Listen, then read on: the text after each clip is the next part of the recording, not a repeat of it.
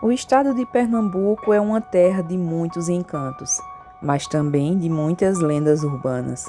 Assombrações e histórias de terror são tão conhecidas entre os pernambucanos que há quem tenha medo até hoje. Com informações do portal Recife Assombrado e livros como Assombrações do Recife Velho, selecionei alguns relatos. Fantasmas do Teatro de Santa Isabel, Alamoa, em Fernando de Noronha, Pai da Mata, O Fantasma de Branca Dias, Papa Figo, Comadre Florzinha, Encanta Moça, Fantasmas do Capibaribe, Perna Cabeluda e Praça Chora Menino. Com certeza de alguma delas você já ouviu falar, e se não ouviu, se prepare para conhecer cada um desses contos macabros pernambucanos. Eu sou a Viviane e sou pernambucana e vou contar essa história para vocês. Os Fantasmas do Teatro de Santa Isabel. O Teatro de Santa Isabel é palco de muitas apresentações fantásticas, desde o século XIX. Acontece que não só de histórias vive o local. Ele é cheio de mistérios também. Visagens passeiam pelos camarins, na plateia, nos corredores e camarotes, além de sons arrepiantes que são ouvidos e confundidos com as muitas lembranças guardadas no prédio. Gilberto Freire, em seu livro Assombrações do Recife Velho, conta mais detalhes. Há também quem afirme ter visto no interior do Santa Isabel, em noites de silêncio e rotina, a figura de Austera, Senhora do Recife, há longos anos morta e sepultada em Santo Amaro. Segundo os funcionários do teatro, às vezes no período da tarde, o som de piano de cauda, tocando por mãos invisíveis, podem ser ouvido. Quando se aproximam do instrumento, a música cessa, repentinamente. A Loma, em Fernando de Noronha. A paradisíaca ilha de Fernando de Noronha não fica de fora das lendas horripilantes. Existem algumas por lá. Uma das mais conhecidas é a lenda de Aloma. No livro Fernando de Noronha, Lendas e Fatos Pitorescos, de Marieta Borges, a descrição é a seguinte: loura e nua, com a fosforescência e a maldade nos olhos, como a encarnação do desejo sexual.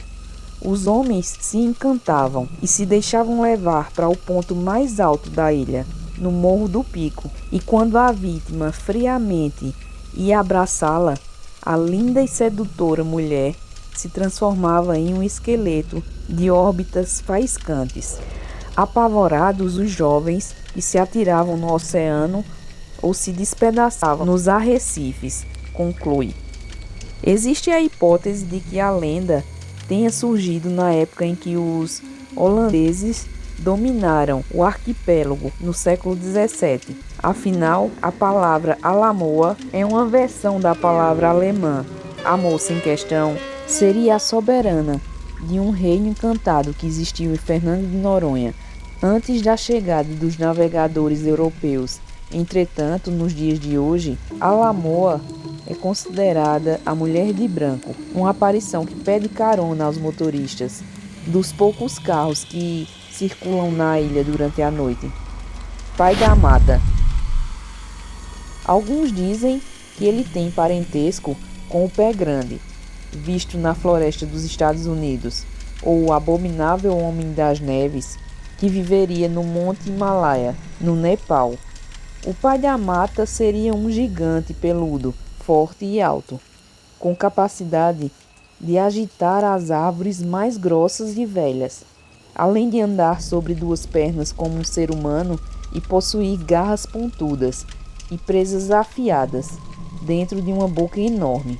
Essa misteriosa criatura habitaria na zona da Mata Sul do estado, na companhia de caititos e queixadas, espécies de porcos selvagens. A sua grande ira se solta contra os caçadores. Há quem diga que o ser se mantém escondido nos matagais mais sombrios e longe da civilização.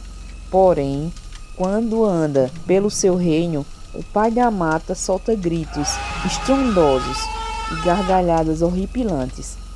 Desavisados, amantes de trilhas podem ter surpresas em seus caminhos. O fantasma de Branca Dias. Branca Dias era uma rica dona de engenho que vivia no Recife. Ela praticava secretamente a religião judaica em um momento em que havia uma grande perseguição da Igreja Católica aos judeus durante a Inquisição.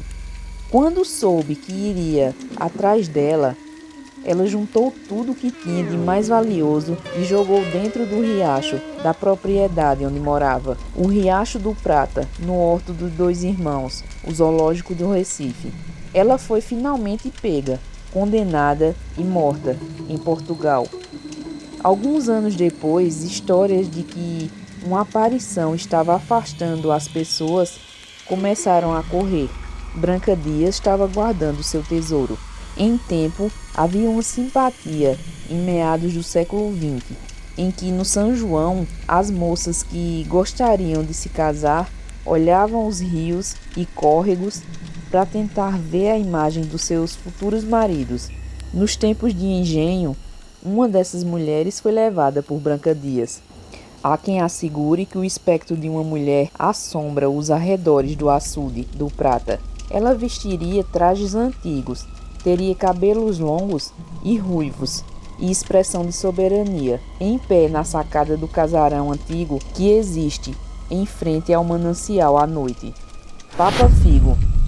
Por muitos anos, crianças eram assustadas por suas mães com o alerta de que deveriam ter cuidado com o Papa Figo. Segundo a lenda, essa criatura raptava e matava as crianças para roubar o fígado de cada uma delas. Existiam dois tipos de Papa Figo.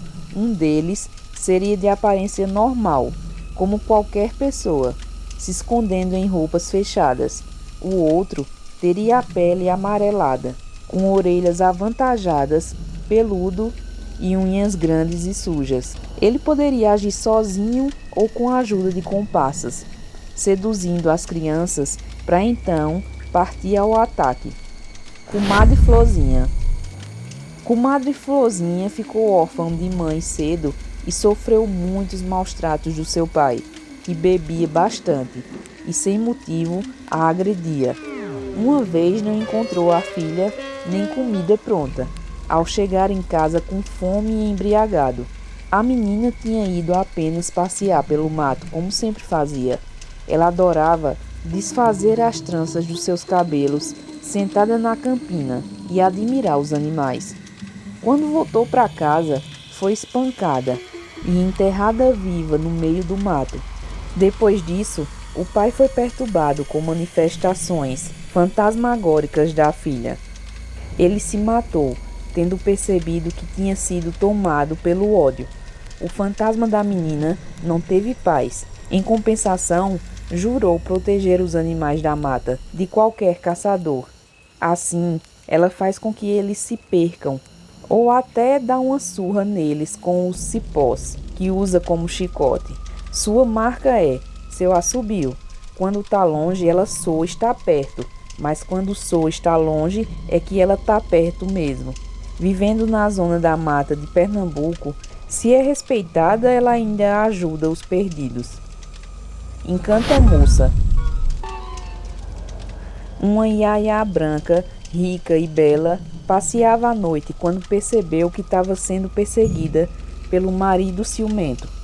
Era uma região pouco habitada da capital pernambucana, na época dos grandes engenhos. Durante sua fuga, ela simplesmente desapareceu no ar. Magicamente, ela teria se encantado nos mangues, em torno do Capibaribe, onde hoje seria o bairro do Pina. Ela acabou retornando desse mundo do além, com a missão de se vingar de todos os abusos permitidos pela sociedade machista daquele tempo. Em noites de lua cheia, ela aparece nua para atrair os homens que circulam naquela região. Assim como a lamoa, a vítima sente uma atração irresistível, mas quando chega perto, a imagem se desfaz. Fantasmas do Capibaribe. Houve uma crença de que quem se banhasse no trecho do rio Capibaribe próximo ao bairro do Poço de Panela, na zona norte, teria auxílio na cura de doenças. Acontece que muitos desses banhistas chegavam à morte devido à força das correntezas. Então, seus cadáveres eram encontrados metros adiante. Reza a lenda que os fantasmas esbranquiçados dessas vítimas aparecem para pedir socorro aos viventes.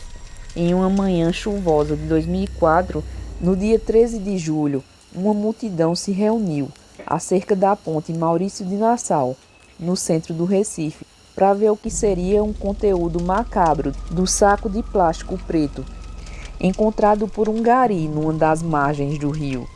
Eram 7 crânios humanos. Os restos mortais foram resgatados e levados para o Instituto de Medicina Legal, mas a verdade sobre o que aconteceu nunca foi revelada. Ninguém nunca soube. Praça Chora Menino. No meio do século XIX, aconteceu na capital pernambucana a Setembrizada, uma revolta violenta de uma tropa insubordinada, provocada pela infelicidade com os militares. A cidade foi saqueada por soldados e civis e foram cometidas atrocidades e assassinatos. Centenas de moradores morreram, inclusive crianças. As terras do velho sítio de Mondego, onde hoje é a Praça Chora Menino, recebeu os corpos que lá foram enterrados. Hoje fica a Praça Chora Menino. Após o ocorrido, rumores de quem passasse tarde da noite perto da praça escutava sons de choros de um menino. Há quem diga que mesmo hoje em dia ainda dá para ouvir soluços e choramingos das vítimas do massacre. Perna cabeluda. Em meados da década de 1970, a macabra perna cabeluda foi assunto em diversos jornais. Pode parecer a lenda mais absurda de todas aqui citadas, mas muitos dizem ser testemunhas das atrocidades. Em ruas desertas e escuras do Recife, ela se camufla com as sombras e troncos retorcidos, pronta para dar o bote. Quando o cidadão desavisado anda pela calçada em movimentos rápidos, a criatura o alcança. Não tem como fugir do seu primeiro golpe. Não tem como fugir. O seu primeiro golpe é clássico, a rasteira, levando a vítima ao chão. Depois chutes fortes. Dizem que a perna cabeluda seria o resto de um cadáver amaldiçoado. O filho teria assassinado a própria mãe a chutes. E hoje essa perna segue amaldiçoando as noites silenciosas do Recife. Bom, de todas essas lendas, para mim, a mais aterrorizante foi a da perna cabeluda. E para vocês, qual foi a pior? O nosso vídeo agora vai ficando por aqui. Eu vou esperar por vocês lá nos comentários. Fiquem todos com Deus e até a próxima.